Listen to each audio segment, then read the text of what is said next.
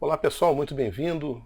É bom ter você aqui de volta. Esse vídeo, em princípio, ele está programado para ser o terceiro vídeo sobre câmara de combustão, mas tudo aquilo que a gente viu nos dois vídeos anteriores é muito importante para a gente ver esse vídeo agora. E ele começa analisando a descarga de ar comprimido dentro da câmara de combustão. Então, analisa a velocidade dessa descarga. O que pode acontecer se essa velocidade não for reduzida em termos de danos ao motor?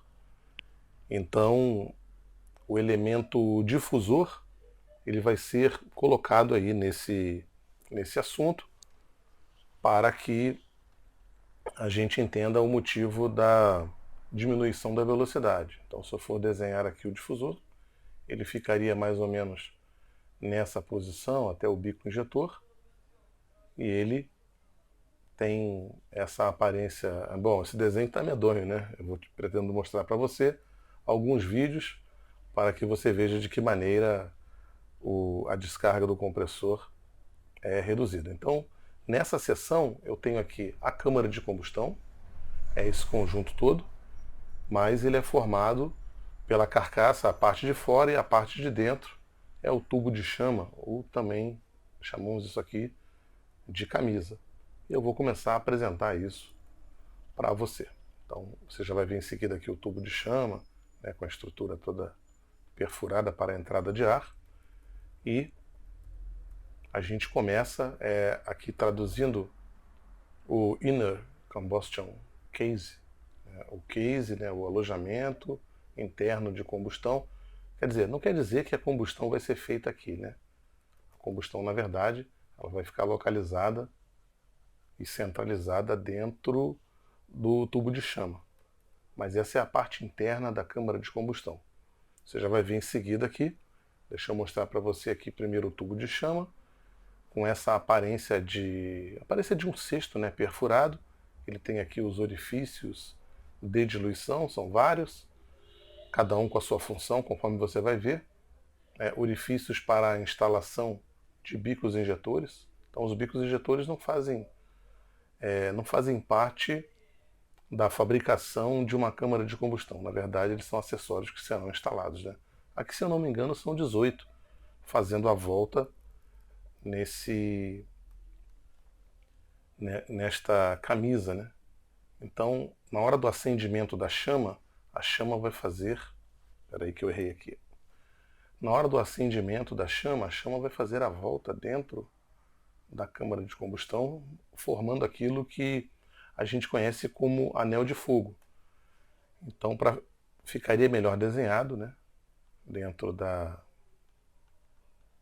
nos conhecimentos que nós temos de desenho industrial, esse pontilhado significa que o anel de chama ficaria dentro, né, não pontilhado, mas esse anel íntegro, o anel de fogo íntegro fica totalmente dentro do nosso tubo de chama da nossa camisa. Como você viu inicialmente, a gente tem uma carcaça e um tubo de chama. Esse tipo de câmara de combustão é a câmara do tipo anular. É aquela que forma o anel de fogo, como a gente havia comentado. E para a gente visualizar melhor, eu tenho aqui... Bom, o vídeo eu já vou deixar na descrição, né? Então, pela descrição, você vai dar uma olhada no vídeo. O vídeo vai mostrar para você a filosofia das cores, que você vai ter aqui em azul, ó. Essa parte aqui que eu coloquei em vermelho, na verdade, ela está em azul e representa essa parte aqui no desenho. Essa representa a carcaça em azul e o tubo de chama, pela filosofia das cores, está em laranja. Então essa parte que nós temos aqui é o tubo de chama que, por analogia, a gente está aproveitando aqui a mesma cor. Quando você encontrar motores coloridos assim na internet, significa que esses motores foram montados para efeito didático. Significa que esses motores utilizam a filosofia das cores para efeito de ensino. Como assim? A parte fria do motor, a seção fria, pode ser essa parte azul do compressor. Então aqui na parte do compressor, como você não tem ainda a chama acesa, né, fazendo a volta aqui no motor, você tem azul para a parte fria e laranja e vermelho para as partes quentes. Então a seção quente do motor começa a partir da câmara de combustão. Isso passa pela seção de turbina, vai até a seção de escapamento. Isso tudo é a seção quente, ou seja, o que está à frente da câmara de combustão é a seção fria. Então, da entrada do motor até a saída do compressor é considerada a seção fria porque ainda não houve o acendimento do motor. Então o desenho tenta contextualizar aqui, no momento que é importante para nós, é perceber que a câmara de combustão é formada pela carcaça externa, aqui em azul, a carcaça externa em azul, e a parte interna que é o tubo de chama, ou camisa, se você preferir. Bom, o fato dessa câmara de combustão do tipo anular ter uma camisa curta faz com que a câmara de combustão, sendo curta em relação a motores antigos, aqueles motores que utilizavam canecas, né, acabavam sendo mais alongados. Então esse tipo de câmara de combustão do tipo anular, por ela ser mais curta, ela faz o motor ficar compacto e nem por isso ela deixa de desenvolver a potência necessária, muito pelo contrário. Ela passa a ter uma melhor relação eficiência-peso, porque mesmo compacta, ela tem alto desempenho, ela consegue produzir bastante calor, calor esse que vai ser convertido em energia mecânica para o nosso motor. Então a gente começou aqui analisando a parte da câmara de combustão, que é formada por uma carcaça e por um tubo de chama. Aqui, bom, eu coloquei o nome camisa aqui porque a seta está apontada para a camisa e não para a câmara de combustão. Não que camisa seja a tradução de combustion chamber, câmara de combustão. Então a câmara de combustão é formada pela camisa e pela carcaça, como você viu anteriormente.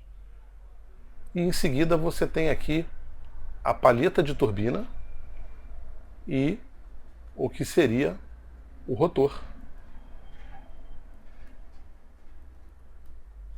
Então aqui onde está HPT, High Pressure Turbine Rotor, rotor da turbina de alta pressão, ou turbina de alta. Então essa é a turbina de alta que aciona o compressor de alta. Então a palheta do compressor de alta, eu botei um Czinho aqui para compressor, só para dizer para você que a turbina de alta aciona o compressor de alta. Aqui você tem High Pressure Compressor. Então, last High Pressure Compressor. Então, HPC, esse HPC aqui é o compressor, a sigla, né, para compressor de alta. Então, quem aciona o compressor de alta é a turbina de alta. Por isso você tem aqui o rotor de alta, beleza? Então, o nosso rotor de alta está aqui acionando o compressor de alta. Está bem resumido ali o compressor de alta, né? Não aparece, mas só para a gente esclarecer aqui a sigla, que está querendo dizer para a gente o seguinte, que aqui no final, no último estágio do compressor, nós temos a descarga de ar comprimido, que vai ser utilizada para a atomização do combustível. Atomização é a mistura do ar com o combustível numa espécie de nuvem pulverizada para alimentar a chama. Ok, apresentado o nosso esquema básico, aqui está o bico injetor, aquele que recebe o combustível. Vai ter uns detalhezinhos aqui para a gente formar a atomização aqui com a ajuda do ar comprimido e do formato do difusor.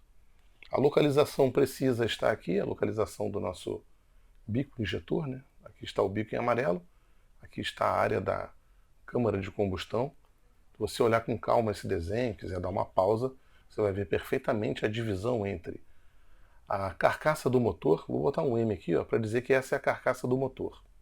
Carcaça do motor, carcaça da câmara de combustão, desse lado, e por fim, o tubo de chama ou camisa, aquele que vai centralizar a chama dentro da câmara de combustão. E na sequência, eu quero mostrar para você aqui o difusor. Esse gráfico que está no vídeo, tá? Então a descrição vai dizer para você onde é que está o endereço desse vídeo, mostra para você aqui o formato do difusor. Esse formato, ele está permitindo aqui o aumento de compressão. Se você quiser analisar aqui o quadro que fala da compressão, entenda que desde a admissão do ar no motor até a saída, você tem nessa direção aqui, ó, em verde, um aumento de compressão. Esse aumento de compressão vai até a saída do compressor, é aqui, ó, então isso aqui representa a saída do compressor. No entanto, a saída do compressor injeta ar no difusor. Então essa parte aqui já é a parte do difusor. Você percebe um aumento desse ponto 1 até esse ponto 2, você tem um aumento, um posterior aumento de compressão. Esse aumento de compressão ele está alinhado com um assunto que nós conhecemos aqui sobre tubo de Venturi. Então lá na Hotmart, dá uma procurada, tem um vídeo que fala sobre o formato divergente.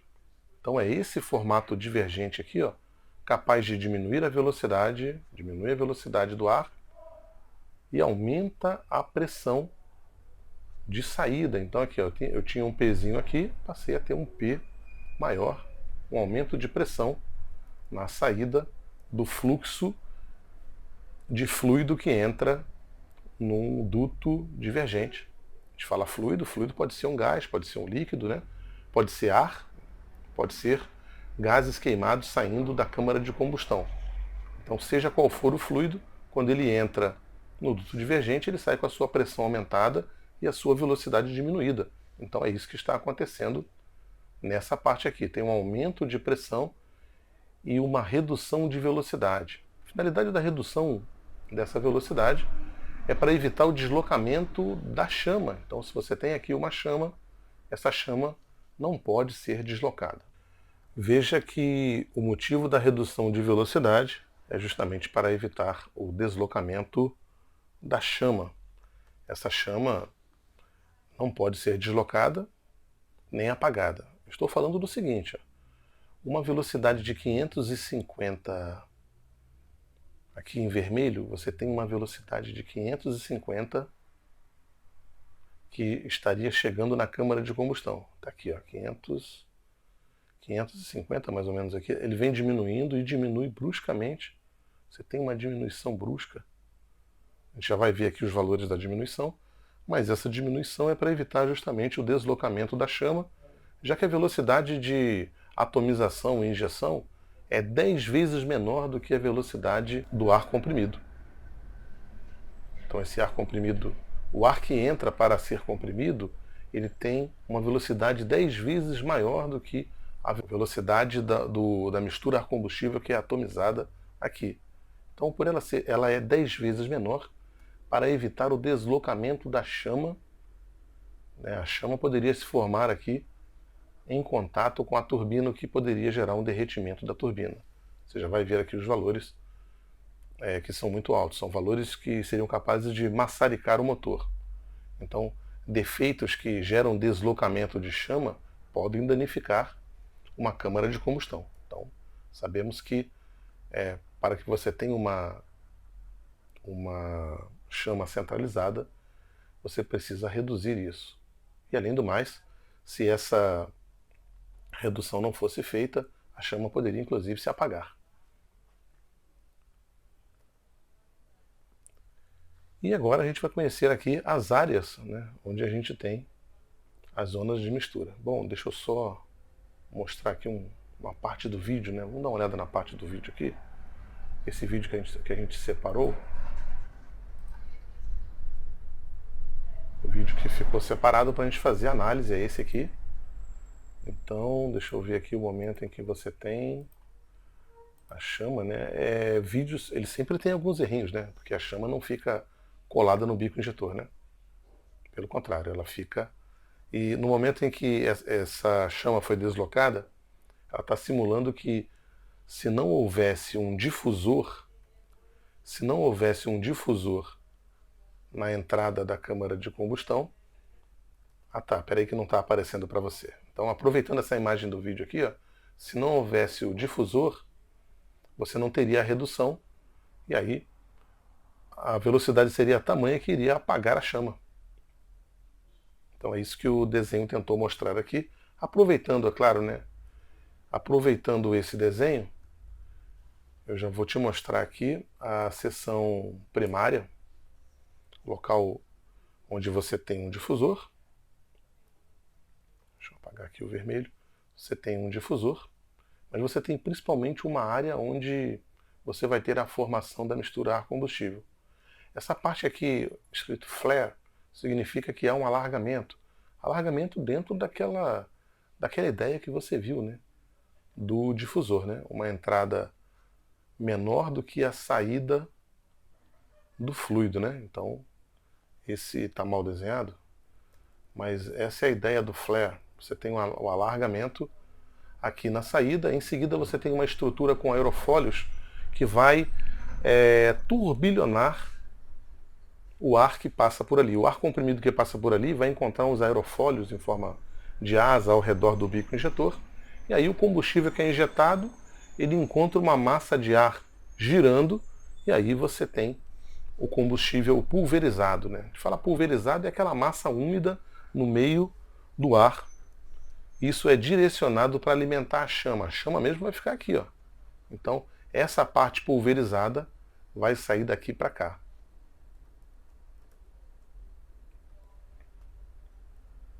Na apostila da ANAC, na página 51, você tem aqui, ó, aletas de redemoinho. Tudo bem, essa aqui é uma câmara de combustão do tipo caneca. É diferente da câmara que a gente está vendo, mas eu estou dando só um destaque no que você está vendo, no que você viu anteriormente aqui, ó. Então, o que você viu anteriormente, as aletas de turbilhonamento, que não são exclusividade de câmara de combustão do tipo caneca. Câmara de combustão tipo anular também utiliza aletas de redemoinho. Vou mostrar para você aqui num site, e essa página ela está mostrando aqui o swiller, que é o que? Um bico injetor, ou melhor, é um processo de turbilhonamento do ar que entra. Então aquelas aletas de turbilhonamento ficam aqui, elas geram atomização, então ó, o combustível de entrada destinado ao turbilhonamento, ou melhor, os bicos injetores são projetados para turbilhonar a mistura ar-combustível de entrada, para uma mistura mais eficiente e uma combustão mais eficiente. Bom, agora deixa eu conferir, agora está aparecendo aí, né? Agora está aparecendo para você o que está aqui no site. Então o site é esse aqui, o Anima Graphics. E ele, de vez em quando eu utilizo esse site, mas como eu estava dizendo para você, nem sempre o programador tem um conhecimento muito aprofundado, então ele omite algumas partes. E agora vamos tomar todo o cuidado de voltar para a imagem que a gente estava sem prejuízo para você. Agora sim, agora eu estou vendo aqui, está aparecendo a tela que nós tínhamos aqui mostrando as aletas de turbilhonamento que ficam nessa área aqui, né? Deixa eu conferir se está aparecendo. Ok, está aparecendo. Ok, então vimos aqui inicialmente uma zona de mistura, em seguida uma zona de combustão, então é nessa parte que você vai ter a chama centralizada, sem encostar em nada da carcaça.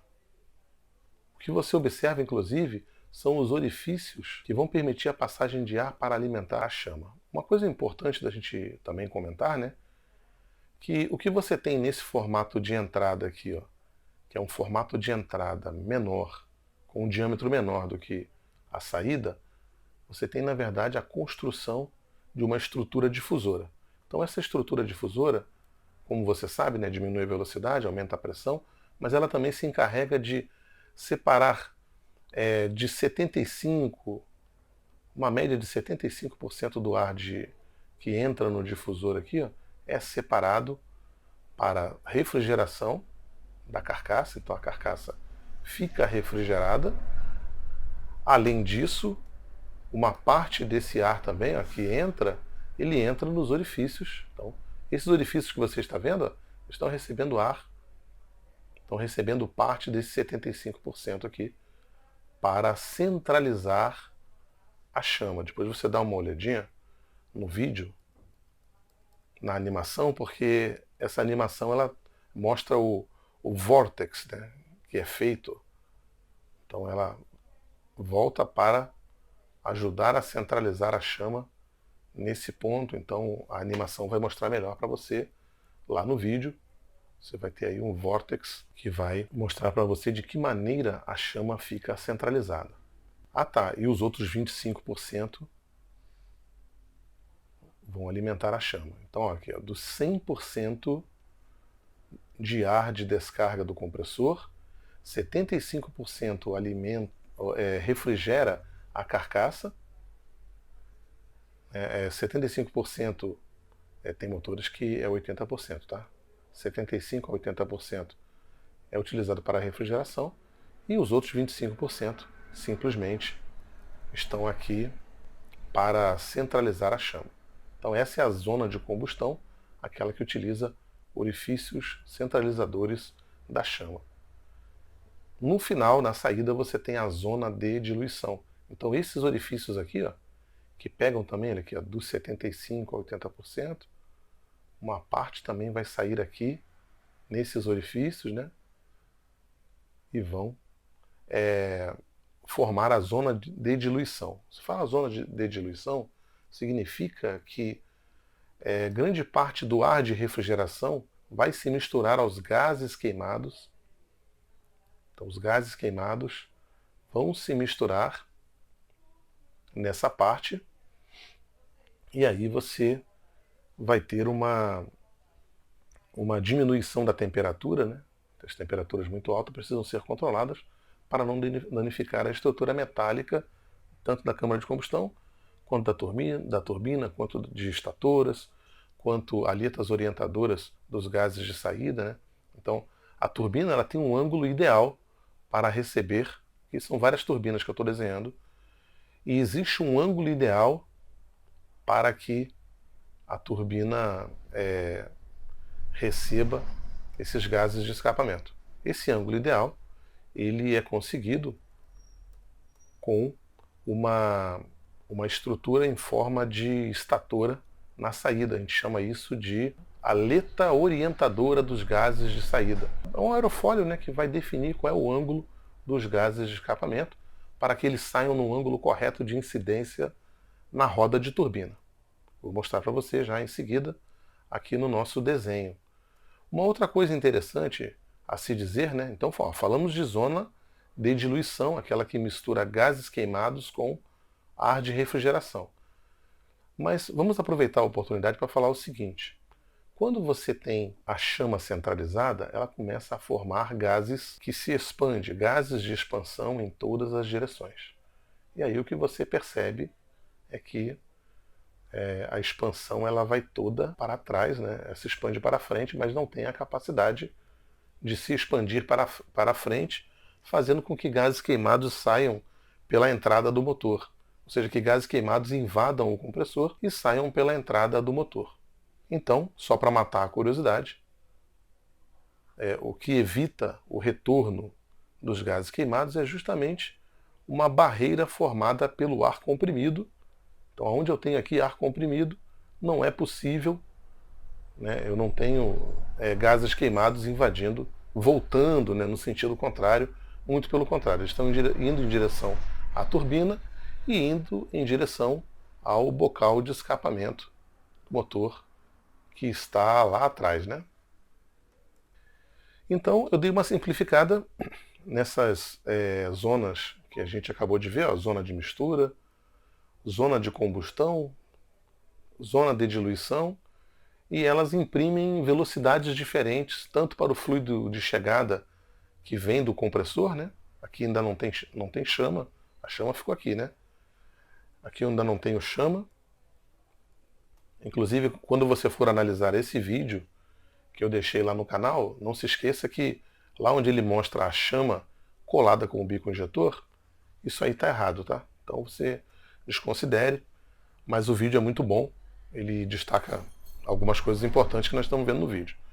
Então é assim, a mistura a combustível tem uma velocidade de 5 a 30 pés por segundo, mas quando ela é acendida, aqui na zona de combustão, ela já adquire velocidade de 100 a 300 pés por segundo, e essa velocidade só aumenta na zona de diluição.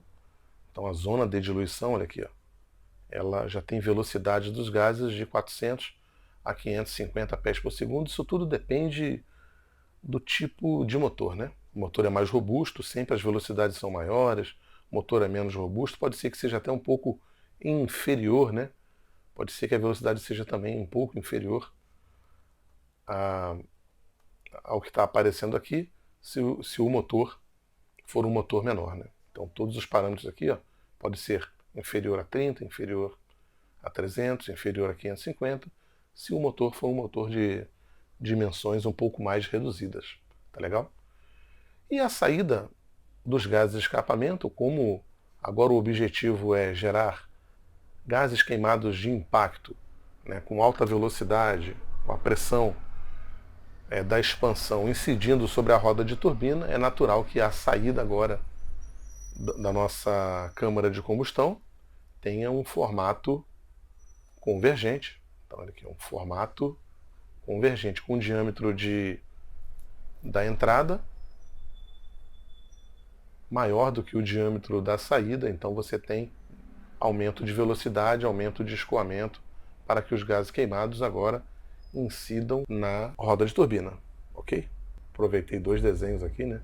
Um mais poluído, outro menos poluído. Esse que está menos poluído mostra para você que a descarga do compressor, aqui é só ar, tá?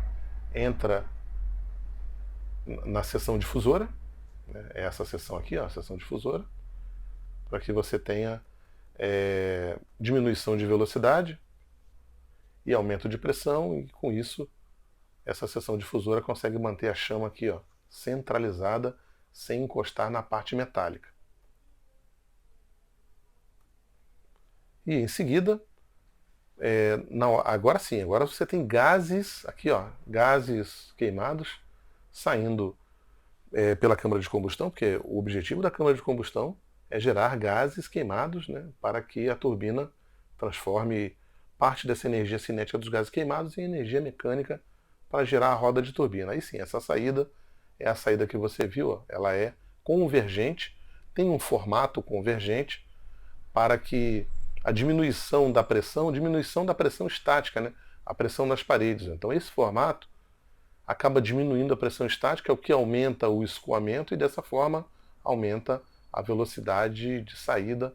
Isso é importante, já que uma parte dessa energia cinética vai ser transformada em energia mecânica para gerar a turbina.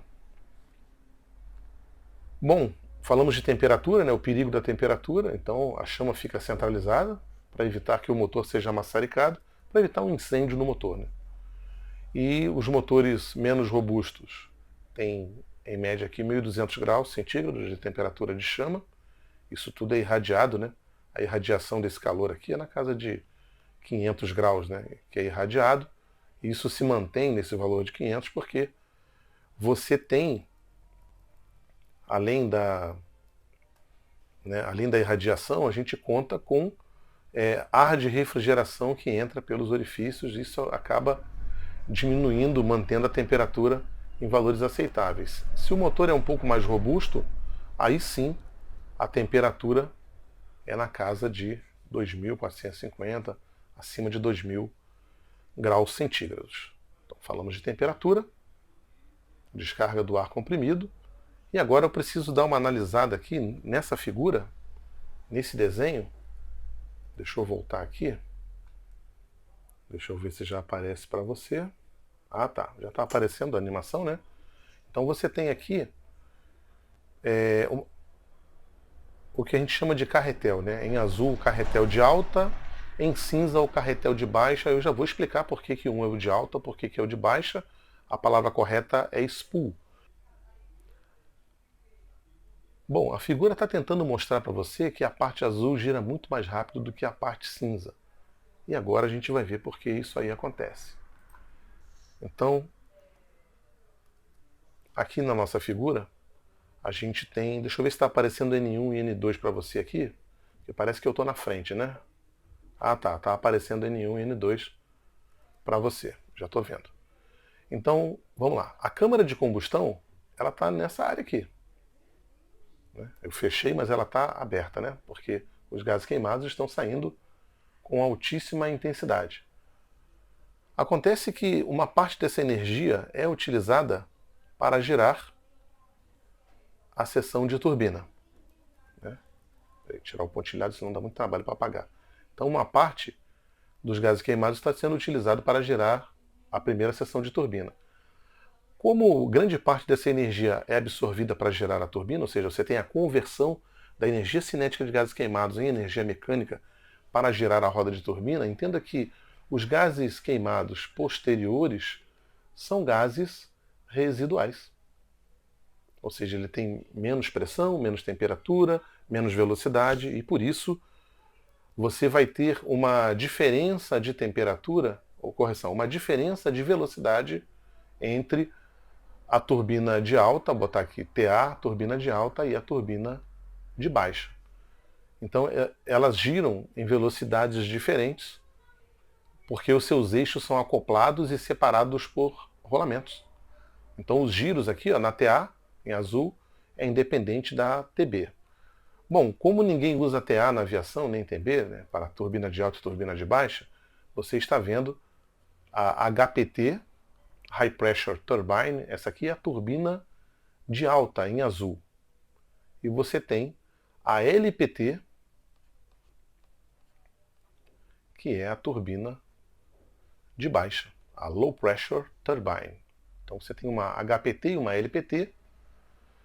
A finalidade delas também é gerar energia mecânica para de imediato fazer movimentar os compressores.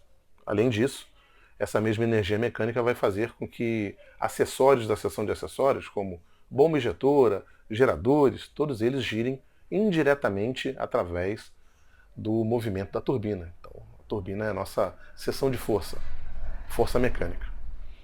Bom, o giro da turbina, como você pode perceber, em azul, gira um eixo. E esse eixo está acoplado ao compressor. Então, a turbina gira para acionar o compressor através de um eixo. Isso acontece também, então eu estou analisando aqui a HPT, né, a turbina de alta, mas isso acontece também com a LPT, a turbina de baixa girando. Vou botar aqui um pontilhado, né? Ela gira também o eixo que passa lá por dentro e acaba girando também o compressor. Às vezes o fan, geralmente, né? Na maior parte das vezes o fan faz parte do compressor de baixa, né? Então o fan está girando também, acionado pela turbina de baixa. Então é isso que a figura, que a animação estava mostrando para você. Tá legal?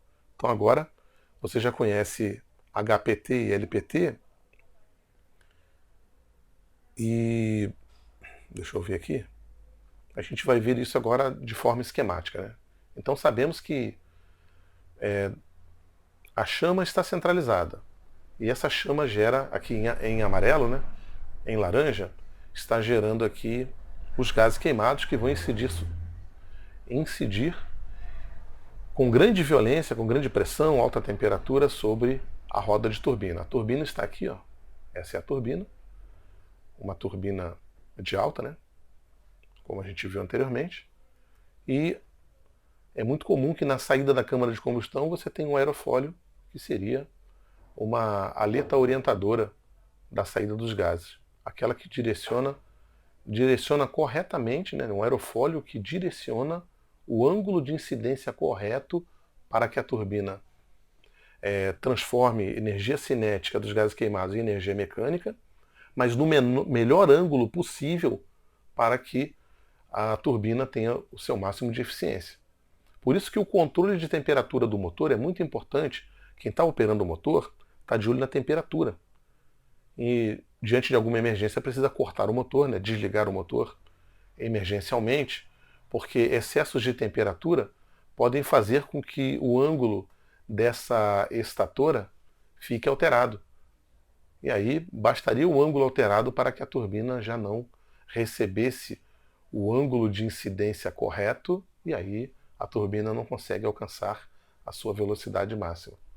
Por consequência, os equipamentos que precisam dessa velocidade máxima também não vão alcançar a velocidade correta, como é o caso do compressor. E aí é um efeito cascata. O compressor já não comprime como deveria, a câmara de combustão já não gera gases queimados como deveria, e a turbina não gira na velocidade necessária para o funcionamento do motor. E aí até o jato de escapamento também fica comprometido, dessa forma comprometendo a propulsão do motor. Por isso que o controle da temperatura é muito importante para que a aerodinâmica dos gases queimados não seja comprometida, né? Para que a estrutura metálica que trabalha com os gases queimados não pode sofrer distorções, porque senão eles não vão poder usufruir aerodinamicamente da velocidade dos gases queimados. Beleza? Então é isso que a figura mostra. Então, o que acontece também é que será que a pressão desse lado é igual à pressão desse lado? Não pode, né? Porque uma parte dessa energia dos gases queimados foi aproveitada para girar aqui em verde a seção de turbina. Então, a gente sabe que os gases queimados já saem enfraquecidos, né? Aqui, ó, veja que eu tirei aqui a cor, né? Eu vou tirar a cor dessa seta para indicar que ela ficou enfraquecida porque uma parte dessa energia foi transformada em energia mecânica para gerar os gases queimados. Então essa seta aqui em laranja não é exatamente os gases não, tá? Ela representa a energia dos gases queimados, que uma parte foi convertida em movimento para gerar a turbina e a outra parte seguiu como gases queimados para incidir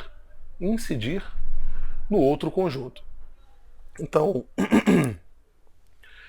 só recapitulando, eu pintei de azul e cinza para que você possa contextualizar aqui ó, o que acontece na nossa animação. Então, em azul, a turbina que recebe maior giro, por isso que ela recebe maior pressão de gases, maior temperatura, maior velocidade, por isso ela gira mais rápido do que a turbina em cinza. Então, essas cores cinza e azul é só para efeito didático também, porque você tem uma cor única, né?